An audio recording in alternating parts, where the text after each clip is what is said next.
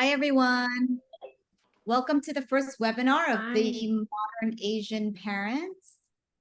We're so glad to see you all here today. We're about to start in just a moment, but we wanted to just get to know a little bit about the audience, you all in the audience.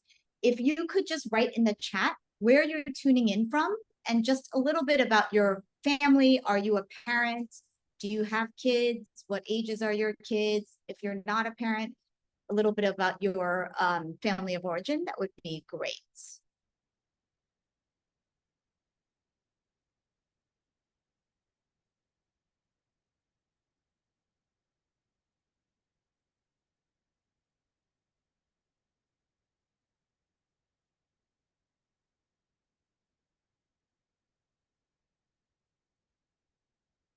Oh, great. I see some people from Long Island, San Francisco, some New York City.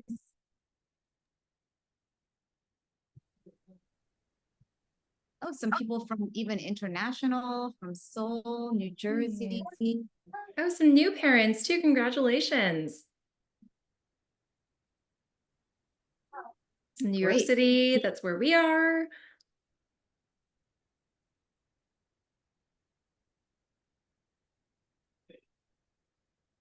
Wonderful. Denver.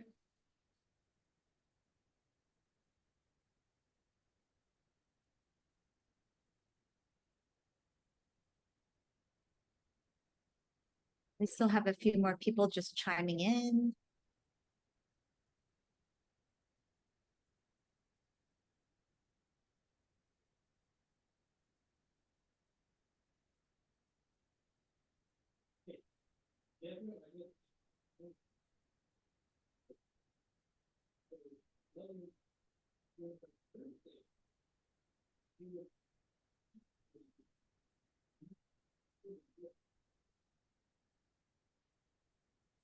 Oh, so I see a lot of people in New York City, actually. That's where both of us are located. Oh, someone's an inspiring parent. Me too. Oh, wonderful.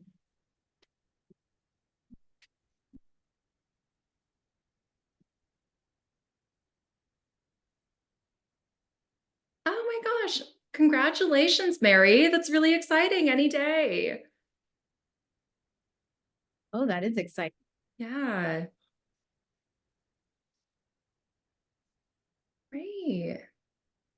Okay. Oh, grandmom.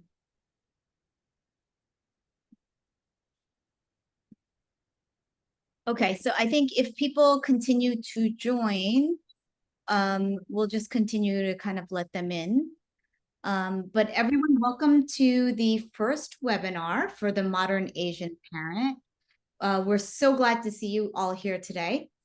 I'll start off with a brief intro about myself.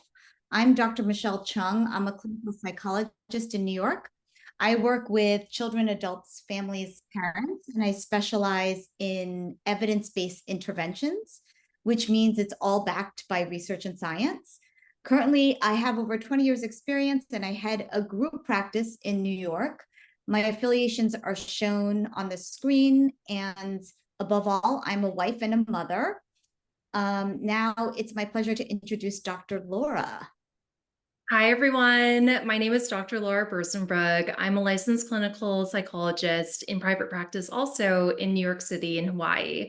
And I also, before I went back to grad school, worked as an English as a second language middle and high school teacher abroad.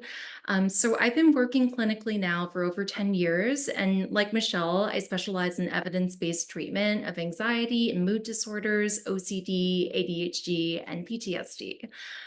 So a fun passion project of mine was actually creating an aromatherapy stress management set with my best friend, who's a clinical aromatherapist. That's called Dr. Laura B's Release, Regulate, and Relax set. And it's designed to reduce emotional intensity really quickly. Great. Thanks, Laura. Yeah. So you will be seeing and getting some notes in the chat today from our amazing clinical associate, Kristen Rodriguez. Kristen, can you just give a quick wave and a hello? Hi, everyone. Nice to see you all. Thank you. So without further ado, we're not gonna follow up a little bit more about our bios, but if you are interested, feel free to check out our website, which is themodernasianparent.com. That will have some more details in terms of Dr. Laura and my background. So I want to first just start off by telling you a bit about how the modern Asian parent came to be. So Dr. Laura and we work with clients across the age spectrum and families, and oftentimes we are sought out by Asian clients and other families looking for Asian identifying therapists. Dr. Laura and I noted a few trends in some of our work, and we discovered that there were certain topics that were discussed that kept coming up, and they were around family dynamics, making family bonds more positive, and just parenting differently. People wanted to break that cycle of intergenerational trauma. They wanted to be cycle breakers and do things differently than they had experienced in their childhood. But the question was, how do we do that? Or the other thing we hear a lot about is the current parenting model just doesn't feel right. The current parenting models that they're reading about, that they're seeing in the news, they may feel a little bit too distant or too far from what you have experienced growing up. Seems maybe too indulgent, too permissive. And we began to realize there's really no culturally sensitive parenting model for the Asian experience. And we agree that there are some really great things that our parents did, that we want to carry these things over to our own children, our own families. But there are some things that we definitely want to do differently. So this is really the origins of how the modern Asian parent came to be. It's a way to balance Asian ideals and principles with these evidence practices. And the idea became quite organic. There was a need out there, and we were just hoping to provide some guidance and a compass. So based on the combined 30 years of experience that Dr. Laura and I have had working with Asian families, we've integrated these timeless values with enhanced approaches. So I want to start off here saying that parenting is hard. We're not going to be perfect at it. There's no perfect kids, no perfect parents. And I tell everyone that it's a lot easier for me sitting in this chair to tell you how to do things differently. And it's a lot harder for you to actually implement all of these new tools and strategies that you'll be learning about here. So what I say is, if you see me on the playground with my own child, please don't judge me, because I know this is some real challenging stuff. So today, we're going to look at tools and techniques to handle common parenting challenges while holding on to some of those cultural values that we love. So this webinar, you'll learn about a balance of Asian parenting and positive parenting principles. We're going to introduce you to a bit more about what positive parenting techniques are. It's an evidence-based parenting style that focuses on creating emotional well-being. It's a balanced approach. It heightens communication and respect. And we're going to look at tools and techniques on how to handle these common parenting challenges while maintaining those cultural values, and learn about practical strategies. We are big on practical strategies that you can actually implement and start using even today. So I want to tell you a quick story. So when I was in 7th grade, my mom told me, if you don't get all A's, you're going to have to clean the whole rest of the house for the rest of the year.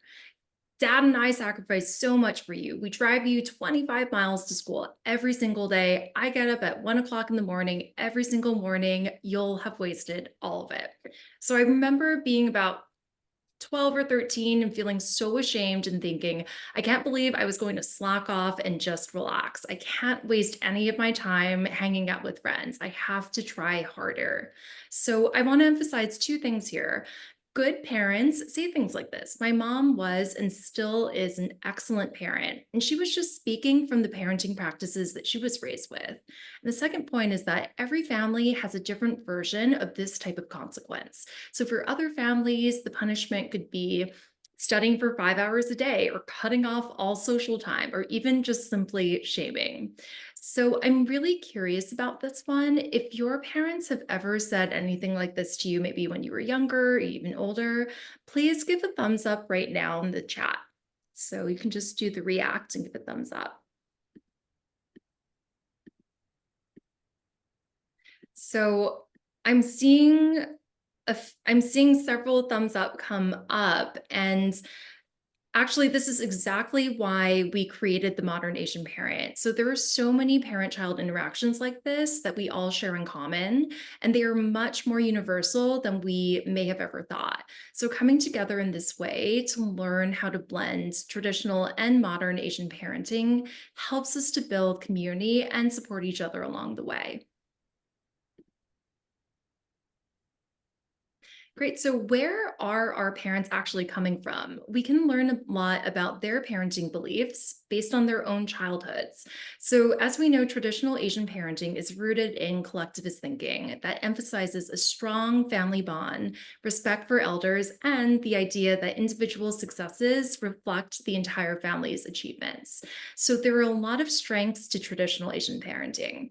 So it's a much more structured approach and often has clear expectations of behavior and consequences. So this can foster a sense of security, consistency, and order within the family. And those higher expectations can sometimes motivate children to strive to perform at their very best and develop a strong sense of responsibility and resilience through challenges. However, as we know, there are also some limitations. So the approach is authoritarian in nature and can lead to punitive discipline where the punishment doesn't fit the crime. It can also give birth to the dreaded tiger parenting, where expectations become unrealistically high and strict rules have adverse effects on child's mental health. So, some of the kids and teens that we work with have reported in our therapy sessions this pressure to be perfect and feeling like they're not good enough.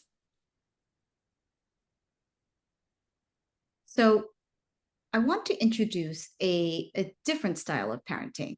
Positive parenting is a style of parenting that aligns with authoritative parenting, which means it's not traditional or too strict, and it's not too permissive.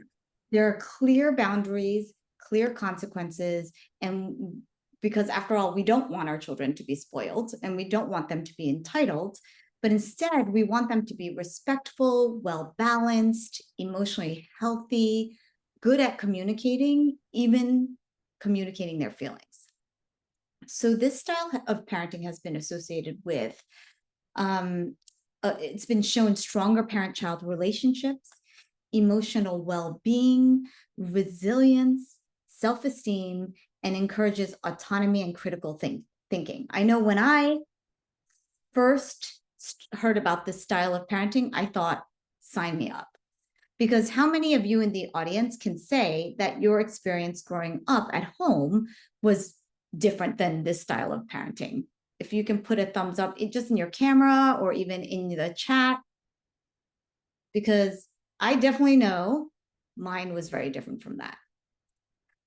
It's important to acknowledge and to note here that our parents, we know that they were trying the best that they can, given the situation, the resources available to them. This was the best that they could do. And we're not judging their parenting as like a good or a bad type of thing. It's just the way the parenting style that we're presenting today, it's just different. Mhm. And to piggyback off of Michelle, this is exactly where the modern Asian parenting approach actually came from. And so, what we aim to do is actually combine the strengths of traditional and positive parenting techniques to create a more well balanced and well rounded style. So, there are three main components of this. So, the first is helping children to develop a growth mindset that values effort and resilience as much as academic achievement. The second is encouraging extracurricular activities that add to holistic well being and have positive impacts on mental health. So, we're thinking about things like arts and sports. The third is fostering a warm and validating environment where children actually feel safe to discuss things like their feelings and thoughts and work with parents to solve problems. So, all of these combined together help to foster healthy parent child relationships and strengthen the bonds with our children. So we're really excited to share some of these skills with you. There's a total of 6 that we really know and love, and we use in our own therapy sessions with Asian families. So we will be sharing with those with you now. So the first is actually a very helpful step in navigating what actually suits your parenting style. And that is to clearly define what your family values are. So when it comes to values, there is no one size fits all. And knowing your family's top 3 or even 5 values can create that really strong sense of unity and encourage moral and personal development in our kids. So Chris is going to share in the chat a family values worksheet that we really like. And I really encourage you to actually sit down with your child and even to brainstorm, like, hey, what does our family really value? Like, can we narrow it down to 10? Can we then narrow it down to 5? And it can sometimes serve as a great moral compass for kids. So if your kid is ever unsure about a decision, you can always ask them, does that decision align with our family values? And for younger kids, I like to make this fun, and you can create a family crest, you can draw it together, and you can really get creative with what those values look like. Great. So another very helpful skill is actually creating a secure environment at home and within the family where everyone feels safe and valued. And a key component of a secure environment that can be a bit challenging is open communication. Communication is really key here to help children feel comfortable expressing their thoughts without fear of judgment or punishment. Kind of like how I felt when I was younger. So some steps you can take to improve your communication include creating consistent quality one-on-one time with your child. So I recommend, if you can, set aside at least 15 to 20 minutes, at least like a few times a week, to spend with your child. And if you don't have that because, schedules are busy, people work, all of that, even 10 minutes, research shows, is good enough for quality time. So during that time, your child can choose the activity, whether that be a game or going for a walk. And your focus is really on just validating their emotions and their experiences and just following their lead. And it's really amazing to me how a simple, that sounds really frustrating, creates a safe space for our kids to share their feelings. And during that time, you can also model that you and your child don't have to be perfect. We always say that to be human is to be fallible, to be a person is to be imperfect. And you can own your own actions and mistakes and show your child how to apologize. And this, of course, can alleviate some of that pressure that we might feel to be the perfect parent and allow more space to make mistakes. So Chris is going to share another handout. We have a lot of handouts coming to you today. And this one has some really great examples of validating and invalidating statements, as well as some questions to prompt talking about feelings. So I want to highlight something that's important that we see a lot of times in our work, which is actually the generational gap between older and younger generations in terms of how validation is viewed. So for many of us who may be millennials, Gen Xers, boomers, we may have been raised without that much emotional validation. I personally didn't really learn the difference between validating and invalidating statements until I was in a doctoral program for child psychology. That's a real story. So please just try to cut yourself some slack. The parents that I work with oftentimes will put a lot of pressure on themselves to get it right all the time. But the thing is, as long as you're using more validating than invalidating statements, you're already creating that safe environment for your child. And we know that validation is incredibly important for Alpha Gen and Gen Z, which can sometimes lead millennials and Gen Xers to kind of roll their eyes and say, like, oh, like my child's just being so emotionally needy. But actually, we want to reframe that. So, our kids aren't being emotionally needy. What's happening is that they're actually growing up with a lot more fluency and literacy in emotion-based languages at a much younger age. I mean, I'm still learning some of this stuff as I go along. And the thing is that for our kids, they are expressing their feelings much more openly, and subsequently, we're actually hearing them more clearly. Great. So our third skill, and this is true hallmark of the modern Asian parenting model is using respectful discipline that is not overly punitive or permissive. So, our goal is to teach our children and not to control them. And there are two main components of this skill. So, the first is to set clear and consistent expectations with appropriate consequences. Our goal is to be proactive and not reactive, setting our kids up for success rather than waiting for them to not meet the expectation and then putting in a consequence. So, a very easy way to do this, and I do this a lot with the families that I work with, is just helping them to create a routine with their children. So, the way to do this is to think of areas where your child can thrive with some more structures. That could be maybe bedtime routines, morning routines, homework time, even free time on weekends. And an example that I like to use for setting up a morning routine, say for your elementary school age child, is by saying this. So you work really, really hard to get up on time every morning. So let's make this a little bit more fun. So let's make a special star chart for your morning routine. So every time you complete a task, you actually get to put a star. So let's create this together. And one of my favorite things I like to do when I'm not doing therapy is just very rudimentary graphic design skills. So I love making little worksheets. So Chris is going to be sending a sample morning routine star chart that I created a couple years ago now, that you can actually customize and fill out with your child together. And I highly recommend actually sitting down and being like, let's figure this out together. And they really do appreciate having a certain amount of autonomy to create it with you. Great. So the second skill is to set empathetic consequences that acknowledge our kids' feelings and ensure that they actually understand the reason why they're being disciplined. So this is a great opportunity to use some of those validating statements and ensure that consistent consequences are meeting the punishment is meeting the crime. So, for example, if a child talks back rudely to you, this is inevitable. Kids do that, unfortunately. A way to set an empathetic consequence would be perhaps lots of screen time. And the empathy component of this would be addressing the behavior while also acknowledging their emotions. So, something you could say is, I can see that you're really frustrated right now, and it's okay to feel that way. However, speaking to me disrespectfully is just not acceptable. So, because of that, we won't be having any screen time tonight. So, let's work together to find ways to express your frustration. We can talk about it when you're ready. So the next few parenting strategies are related to that harsh inner critic that we sometimes carry in all of us. It's that inner voice that makes us hard on ourselves, or even that feeling of oftentimes we hear it as not feeling good enough or not doing enough. It relates to what we decide as parents to put our focus on and what we decide to highlight or what we see in our children. So we obviously all want our children to be successful. We all want them to be the best versions of themselves. But what exactly does that mean?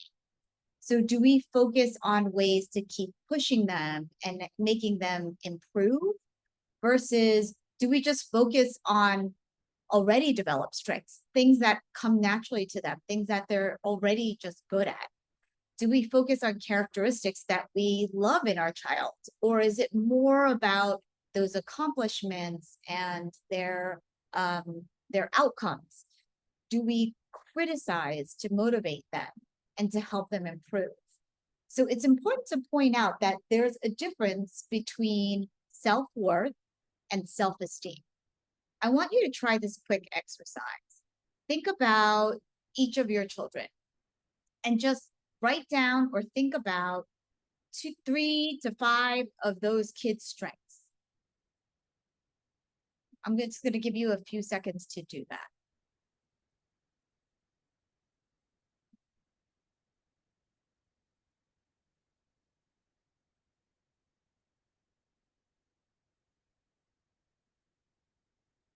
I want you to look back, look at those words that you just chose. Were they more about their character? So for example, things like empathetic, smart, curious, creative. Or were they more performance-based or achievement-based words, such as all-state orchestra, honor student, straight A's, captain of the soccer team? So achievements and success, they're helpful and they're necessary for building self-esteem. We need those achievements and those accomplishments and to feel like we're good at things. Versus there's also the character parts that define us, that define who we are, that define more of the soft skills, the things that make us who we are. And that is related more to our self-worth.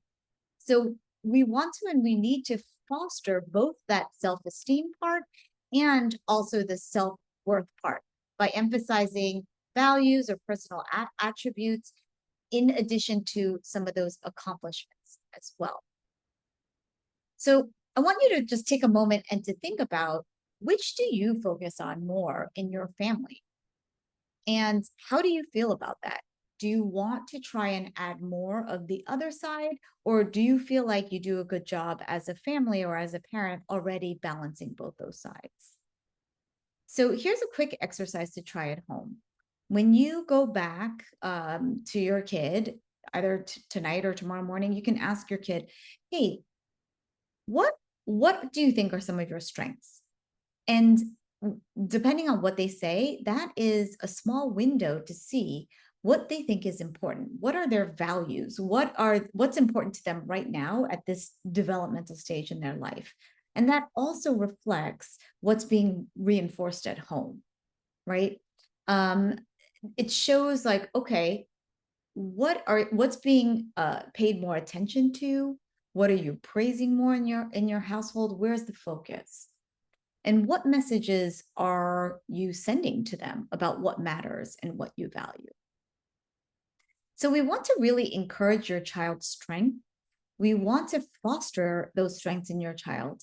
And this means that it's not what you want them to be good at, or it's not the type of kid that you want them to be per se. We need to take a strength-based approach to parenting. So not to try and mold your child to be a certain way, to fit a certain mold. Instead, to really find, okay, what are they good at? What are they successful at already? And to use that as the path for success. And that actually is what tends to lead to success. And so I'm challenging you all here on this call to really rethink your definition of what is success. And instead, I want you as a parent to really think more about resilience. So resilience is what developmental scientists and psychologists, they have found and deemed that that's actually the most important thing to focus on. That's the thing that will actually lead more towards happiness, to confidence, to self-esteem, more than things like achievements or feeling like you're good at certain things. So another lesser known fact about parenting is that positive reinforcement is actually more effective than punishment when you're trying to increase a behavior. So if you want your child to practice piano 4 days a week, instead of saying, hey, if you don't do this, you're going to lose iPad time, you can instead try to add more iPad time if they meet that goal. So if you do this, then you actually will get more. It's more encouraging, obviously more pleasant, and it encourages the idea of gaining more if you do something, rather than instilling this sense of fear or this fear of losing something if you cannot meet an expectation or a demand. And as you can imagine, this builds more inner motivation in the child, right? This is the thing that we all want our children to have. We want that intrinsic motivation to feel success, and that success can be magnetic, right? It increases self-esteem, it increases confidence, and from there, it actually grows. And the other thing about positive reinforcement is that it decreases parent-child conflict, right? It dangles that carrot for them to work towards, instead of saying like, hey, I'm going to punish you or take this thing away. So something that I found very interesting is that there's a group of research scientists out there called the Gottman Group, and they found something they call the magic relationship ratio. They found that the ratio is 5 to 1, and it's 5 positive interactions to every negative 1 interaction. And what that also means is 5 positive statements equals 1 negative statement. And if you're able to balance that ratio, it is actually the closest thing that will create a healthy relationship, healthy interactions. Now, if you think about that ratio, coming up with 5 positive things to say to every 1 negative comment you say to your child, it's actually not that easy. It's not an easy ratio to keep up. And so I usually recommend to parents, hey, just throughout your day, when you naturally notice certain things that are good that your child is doing, just say it, notice it. I tell parents, if you see it, say it. And that way, inevitably, when that something negative pops up, they will be reinforced by all those positive things that you've already been baking and saying to them throughout the day. So if you're not criticizing, then the question I often get is, how do we praise? So learning to praise effectively, it's not as easy as it seems, especially when you haven't grown up in a family that does that a lot. You don't really have the models of what effective praise looks like. And we also don't want to overpraise, right? And you don't want to praise things that are not genuine. Praise, it should be specific and it should be sincere. So you want to focus on the effort or a specific behavior. So for example, being able to say and hear good job, that's empty praise. What was good about it? You have no idea, and your child has no idea. So if you see your child doing a homework assignment, you can say things like, wow, I love your focus. That's a specific behavior, and that's sincere. You also want to acknowledge when an achievement happens, or when they win a competition or get a prize or get good grades, but you focus more on the process or the effort it took to get there and less on the actual outcome. So we try and stay away from things like, I'm proud you won that award or that you scored that goal. Instead, you're going to focus on what it took for them to win that goal or to win that award. So something like, I'm proud you worked for years practicing that guitar and you won that competition. Or I'm impressed how many times you practiced that goal and you actually did it when it counts in a game. So I want us to practice this now. So let's look at this child's artwork. So nothing that impressive, it just kind of is what it is. And I want you to practice a specific, practice praising it. Look for something that's specific and that's sincere. And let's all practice that. Give it a try, write it in the chat. How would you praise this with sincerity and something specific?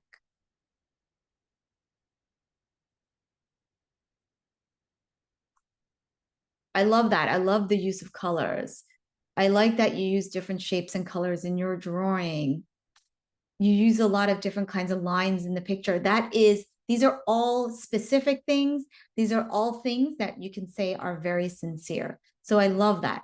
Now, as you can tell, it's not easy really to praise this type of artwork, right?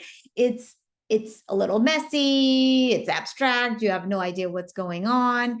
There's no particular real artistic skill that was involved in this.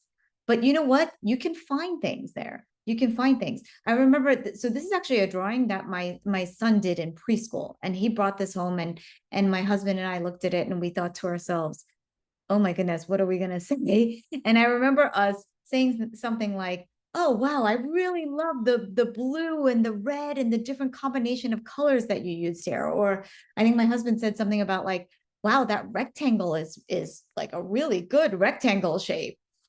again, it was sincere. We can genuinely say like, I like that. And at the same time, it's specific, right? It wasn't that just like, oh, I love your art.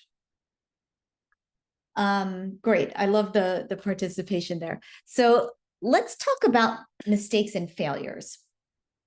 Now, this is something that's hard. It's really hard as a parent to be able to watch your child make mistakes and to fail. And how we, in our family of origin, how we have been taught to handle mistakes. You know, how did your parents approach you when you made mistakes in your childhood? You know, these are all things that it's important to think about, because there are ways in which we repeat these patterns, right? These ways in which we interact with our own children. So failures and mistakes, obviously, they're inevitable. The most important thing is to teach our children to be resilient in these failures or these setbacks, not to avoid making mistakes per se. So I love that saying, failure is not a destination, because it's not. When our children are struggling or they make mistakes, those are really the moments that they need encouragement from us. They need us to be optimistic, because in the end, we know, yeah, they'll likely learn and they'll get there. But without this type of ability and resilience to bounce back, they're instead going to be really fearful to try new things.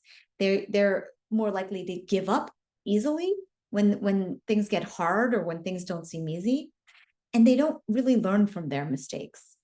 So a big note here for parents is that it's important to separate your child's mistakes and failures from your own as a parent.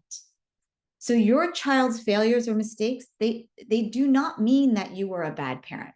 They do not mean that you weren't good enough or you weren't there for them. What instead it really means is that these are risks that need to be taken in order for these kids to learn. They need to grow. They need to learn from them. So we need to approach these challenges with a growth mindset. So this is the belief that abilities can be developed through practice and effort. Challenges and setbacks, these are things, mistakes, they're viewed as opportunities to grow and to learn. So this helps us develop that grit and perseverance. That I feel like those are two huge buzzwords that I hear from parents all the time. How do I develop grit and perseverance in my kids? Well, this is a huge part of that, this growth mindset way of dealing with challenges and setbacks. So the next time you or your child makes a mistake or there's a setback, try and approach it with a bit of compassion, to be able to say like, okay, you know, I know you tried, and a growth-oriented mindset or that type of language. And the simplest one that I tell my parents, the parents that I work with, to use is the power of the word yet. You just haven't gotten there yet. So something like this. Failure, yeah, it feels horrible. It's really bad. Mistakes make you want to quit. But I know that you can do this hard thing, and you just haven't figured it out yet. And that's such a powerful phrase, a powerful way to encourage your child, to show them compassion, and then to also say like, hey, I know you can do this, to be optimistic, to support them, to be their cheerleader. So here's a simple thing that you can do today. Ask your child, what challenges have they faced in that day and how did they solve it? And for you to be able to even share your own setbacks that you've had and to normalize that struggle. Hey, I struggled today too. I had this challenge and this is how I got through it. And we want to really be careful of labels. So things like, you're so smart, so athletic, so pretty. Those are things that actually are more damaging to your sense of self, because the minute you don't get that math problem so easily, or you don't get that that goal, all of a sudden it means, oh, I'm not athletic. I guess I'm not smart. So really watching out for those just kind of blanket statement labels. And we want to view failure as inevitable, as a part of the process. It's more like, oh, of course you made that mistake. Of course you failed. We want to reframe those situations as like, well, you're a novice. Obviously, you're supposed to struggle. This is not supposed to be easy. Or, you know what? Let's not be so defensive about failure. You can try and learn from this. Something that I think a lot of us have probably experienced is the comparison trap. And I know even I, as a parent, I try my hardest not to do this, but sometimes it is so difficult. The comparison trap is another way that good parents, I think, often try and motivate their children. But in fact, this has the exact opposite effect. It affects our kids' confidence and their self-esteem, because behind every comparison statement that we make is that question, hey, why aren't you good as them? Why aren't you good enough? And no one likes to be compared to another person, whether it's a coworker and how many hours they're putting in, or like your mother-in-law and their cooking, or a sibling being compared to the different grades that another sibling is getting. So we know that everyone has strengths and weaknesses, right? But when you're comparing yourself or even your child to everyone else's only their strengths, well, it's inevitable that you're going to feel small, your child is going to feel small, because there are no perfect human beings, right? You're picking and choosing just the best parts of everyone and saying, why aren't you like that? So you want to be able to really focus on and try and just connect with more of, again, their strengths, right? And to compare your child to really, they're only within themselves. Focus on their progress, focus on what they've done to get there and to get them to that point. So to be able to say like, hey, remember where you started and this is where you are now. I just want to say an important thing here. As parents, it's always really important to try not to speak about other people's successes in front of your children, because in some ways it can feel like a point of comparison, and it sends this message that you might expect that from them. So things like, oh, did you hear that Bob across the street got into Harvard? Or Bob just bought a multi-million-dollar house. You know, these are things that you might be saying in passing, but it can innately be viewed as points of comparison. So we really want to help your child to mainly focus inward. We want them to focus on themselves and the progress that they've made, their process, and not focusing outward on other people and what they're doing. Okay, let's talk about conflict. This is another topic we hear a lot about. Families are really trying to navigate. How do we navigate these conflicts that we have? For example, how do you handle a child refusing to do homework? Or a teenager that doesn't want to listen to curfew? Or the inevitable talking back or eye rolling? So I just want to share a quick story about my dad. So I'm an Asian that was not strong in math. And my father was a genius math kind of guy. So I just want to pause and note here that I found success and passion elsewhere. I was okay, even though I was not that strong math person. And oftentimes I struggled with math homework. And my dad, trying to be the good parent, would help me out. And it would turn into an emotional, chaotic mess. No math was being done, no learning was being done. When we started to butt heads, it would usually start with something like, oh, but my teacher doesn't do it this way. Or I got it right. I got to the answer. That's all that matters. And he would eventually ask me, as we're kind of arguing in this moment, explain yourself. Explain yourself. And when I would start to speak and share my experience, he would cut me off and he would say, don't talk back to me. And so I would stop speaking. And then he would say to me, why aren't you talking anymore? Like, what? Why aren't you responding? There was no winning. It was the most ineffective communication style and conflict resolution ever. And I'm sure many of us out there, we've probably experienced something that was somewhat similar.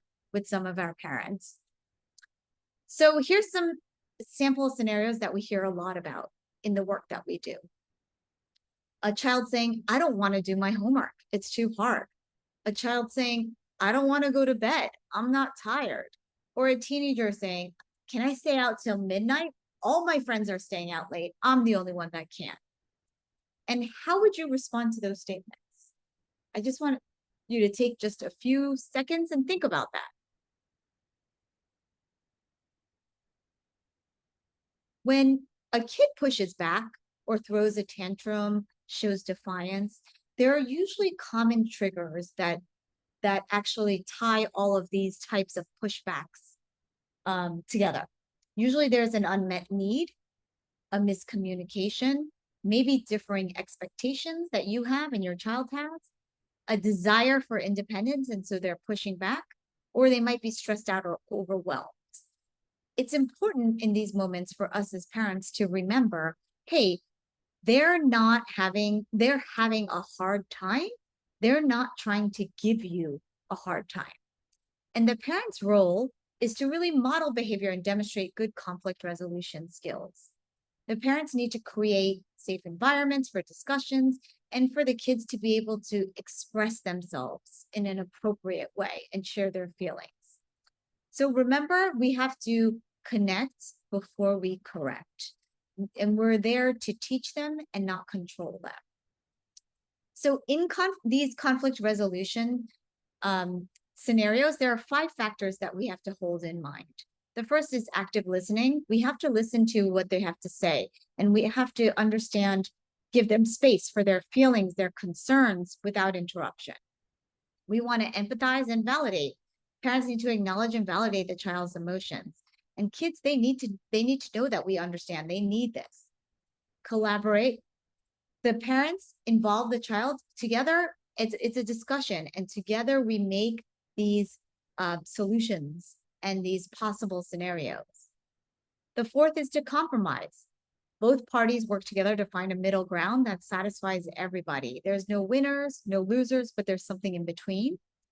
And in the end, there needs to be clear communication. The parents need to explain their reasoning, why they came to this conclusion, and setting clear expectations as how things are going to go forward.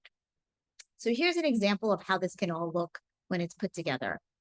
Your child and parents are struggling with, a child and parent are struggling with homework resistance. The child will say, I don't want to do any homework, it's too hard. The parents can say, I can see that you're feeling frustrated with your homework. Let's sit down together, see what we can do to find a way to make it easier. What part's the most challenging? The kid might say, math, don't understand it. The parent can say, okay, let's look at it together. We can break it down into smaller steps and work through one problem at a time. How does that sound? And then the kid could respond, okay, but can I take a short break? I don't really want to do this, but I want to take a short break first. Parent can say, sure, let's take 5-minute break and then come back and we'll tackle the math problem together.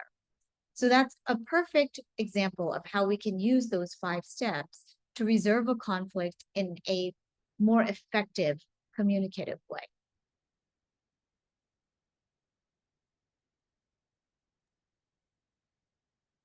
Great. So, the main point that we want to emphasize here is that parenting is one of the most challenging and messy and rewarding jobs out there. And there really is no such thing as the perfect parent, just as there's no such thing as the perfect child. And the way that we conceptualize modern Asian parenting is embracing our mistakes, practicing that self compassion, and acknowledging that we're simply trying our best at any given moment is part of that style. And it's really important to recognize and give ourselves grace with the difficulties and imperfections that come with that journey. And as we know, for Asian parents, it can be particularly tough to combine the traditional and positive parenting practices because they are just so philosophically and culturally different. And we hope that with the modern Asian parenting approach, that it will offer a path forward by integrating the strengths of both of these styles. And the MAP approach, we think, really tries to foster a supportive and secure environment for children, encourages that growth mindset that Michelle was talking about, as well as emotional resiliency, and values those non academic activities and sees them as being as equally important as academic achievements. All right, well said, Laura. So I know in this presentation, it was a lot to encompass all of Asian, this new style of Asian parenting all at once. And so we've sort of given you some just nuggets to take home today. Before we go into the Q&A, we just wanted to give some quick closing remarks ahead of time, because in case some people might have to get off or the Q&A goes a little bit longer. So there's a few just main things that we need to hold in mind as we continue on this parenting journey. So parenting is a long journey and you're playing the long game. You're not going to win every battle, but you can still actually win the war. And this means that we will inevitably make mistakes. Our children will inevitably make mistakes, and we can course correct. We can apologize. We can repair. We want to be as consistent as possible as we're trying to roll out some of these strategies, especially the newer strategies. And it is so incredibly important to celebrate the small wins, even the small wins, big ones and small ones, because that's a part of what will just bring joy and connection, and that bond that we want with our kids. I just want to say that your families, your kids, they're quite lucky to have you all as parents. You're all here. You showed up for this workshop wanting to be better parents. And these are some really great steps. Amazing. I mean, I can't iterate that enough too. And we also wanted to share some exciting news. So we're actually planning a series of webinars as we head into the fall. And as we know, the fall brings up a lot of new things as kids transition from their summer vacation back to their school routines. And so the next webinar that we're going to be hosting will be free and will be back to school themed at the end of August. It is just such a crucial time, and we want to make sure that all of you feel supported. For all those Tiger parent lights out there, we know that you want your kids to succeed and want to make sure that they're emotionally resilient and not damaged along the way. So we'll be adding on to some of the strategies that we learned today, and we will be focusing even more on balancing the academic achievement with emotional resilience to ensure just a successful start to the school year. And, we're creating this as we go along. Some of you have found us through Instagram, and, we started it actually just a few months ago. So we really do value your input and would love to know any topics that you would find valuable or you would like us to cover. So if there is anything that you want us to cover, please feel free to just send us an email. We've been receiving a lot of really great questions and emails, and we'll try our best to answer everything. So please just keep them coming. Yeah, the questions that we've received already, I mean, they were quite amazing questions. I was Yeah. talking to Dr. Laura about this, and we were saying we could actually do a workshop on every single one of these questions because Oh my gosh, so much, right? Yeah. they were so good. Yeah. And so unfortunately, we won't be able to get through all of them today, but we're going to hit as many as possible. So let's get Mhm. moving to the Q&A portion. Yeah. And I think, if you have any questions, please feel free right now to put them into the chat. We'll start off with some of the questions that some of the audience members submitted in our RSVPs. And I think one that really resonated with me was, how do you balance your work needs with being present with your child? And I think this is an incredibly important one, especially since so many parents are working outside of the home. And so something that I always advise to the parents I work with is really just thinking about that quality time. Like, you don't actually really need to devote that much time per day. Like, research does show that just the 10 minutes of quality one-on-one time per day is enough. And so what I recommend is just really thinking about your boundaries, and as much as is possible, is possible with work, like really try to delineate where is work hours and where is family time. And I sometimes find it helpful to just have a family calendar and to treat that quality time as being really sacred and really protected in the calendar, just as you might treat like any appointment that would be on there. Yeah, and I think, it also kind of it makes me think about self-care, right? As Mhm. a parent too, and just kind of how your child does not, there's that saying, make sure you have a full cup, right? You can't pour from an empty cup. And so just being able to, what I call is like, get the most out of all the little moments, whether it's self-care moments for yourself or even moments with your child. It's truly about just really being present in small increments, right? I feel like we live in this world where we're so used to multitasking everything. I mean, I don't even know how some of the teenagers do it, where they're on their phone, on their laptop, and then watching TV at the same time. Like, that is just beyond me. But there's a way in which we don't give a lot of things our full attention, and sometimes we can't. But it's really about finding those moments to get the most out of those small increments of time, whether it's with your children or taking care of yourself, that I think, well, it's not even I think, I know has been shown to accumulate over time and really bring back some of that balance. Mhm. Yeah, that's a really good point. Oh, so see some questions coming in. Oh, this is a great one. So, what are some signs that our children might exhibit or show when we are leading with connection, collaboration, and not by control and comparison? Great. Or vice versa. Yeah. So, like, what kind of observable behavior or characteristics should we be striving for? And is there a difference between kids who might be more introverted or reflective and those that might be more extroverted and vocal? Mhm. This is a great question. Um, so, I think for the first thing that comes to mind is that, um, leading with connection and collaboration. So that, if you think about it, the reason that we do that is really about the attachment, the bond that we have with our children. And in doing that, we are trying to create a secure attachment, right? Um, which really means that the child can trust you. The child feels able to share things, with you, and to be able to be vulnerable, right? And I think those particular things are what we keep in mind as we're um, trying to form those type of collaborative bonds. And I think that,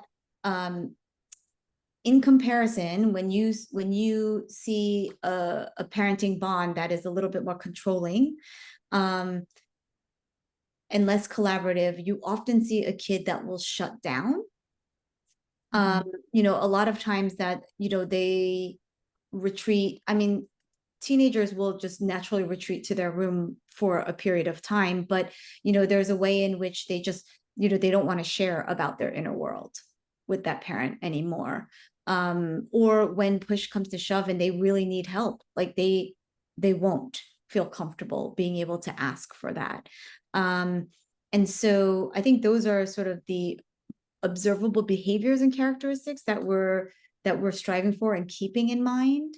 And just really trying to use that as a launching point, to build that Mhm. bond, secure attachment with our children. Yeah. And just to piggyback off of that, I always tell parents that you are the expert of your own children. So you also just know, kind of what their style is. And if they look relaxed, that can mean a lot of different things for a lot of different kids. And, I'm glad that you bring up the point of extroversion versus introversion, it can actually look very, very different, right? And so I think this is where just knowing your child's style is super important, because it might actually look very different depending on what age the kid's at, as well as just what their natural style is. Um, I think especially for younger kids, um, body language is really, really important, right? Like a lot of younger kids actually don't yet have the emotional vocabulary to say, hey, I'm angry, or hey, I am feeling safe to express my feelings. They just kind of act it out, because that really is their language at that time. So that's also something to maybe pay attention to. Like it might actually look different depending on what age your kid is. And you can sometimes even track if they're moving into a new developmental stage, if all of a sudden they start saying like, I'm feeling really anxious because of X, Y, and Z. It's like, whoa, where's that coming from? So it's just something to really pay attention to. I see this new message coming in regarding resilience. Would this positive parenting be able to grow it at the same extent than a more negative, authoritarian, tough parenting with some measure of hurt and pain would force it to grow? So this is actually a really great question. And this is definitely something that we deal a lot with in the we work with. The families that we work with, sorry. I think the way to look at this is you can either be a cheerleader or you can be like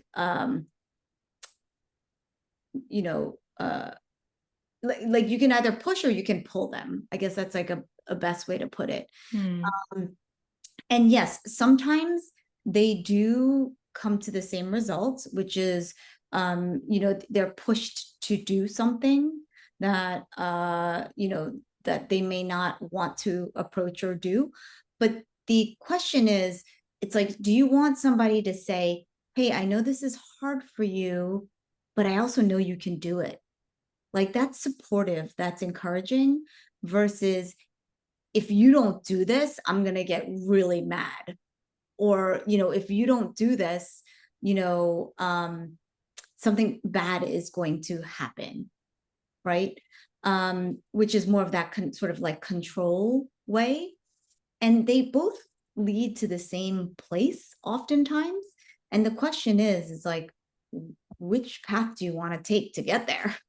And I think a lot of times, I think most people on this call would agree, like, hey, the more encouraging cheerleader approach is probably more, pleasant and, and just better for the health of general mental health of that child. Because oftentimes what happens is that they're not growing resilience per se because they are wanting to. They're doing it because they're feeling like they're being forced to, which are two very different things.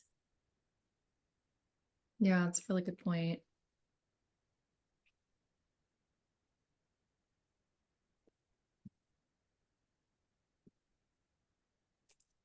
Okay. All right. I'm aware of the time. Yeah. And we had so many really wonderful questions that came in beforehand too. I will say that a lot of these questions that came in beforehand, we try to weave it into some of our presentation. So hopefully some of these questions were answered through some of what we were presenting. And there are other ones, like there was one about intergenerational trauma that we thought was so amazing.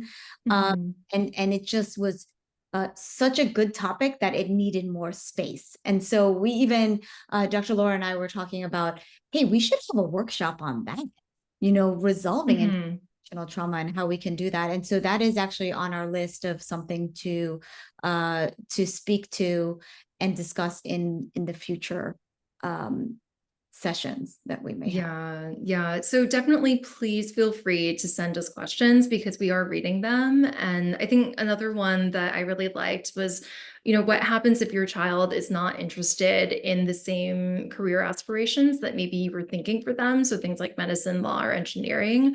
That's a really great question. And I think also can be very universal. So we'll be devoting time for some of these questions and are hopefully going to do more webinars on these specific questions, and we'll get much more in detail.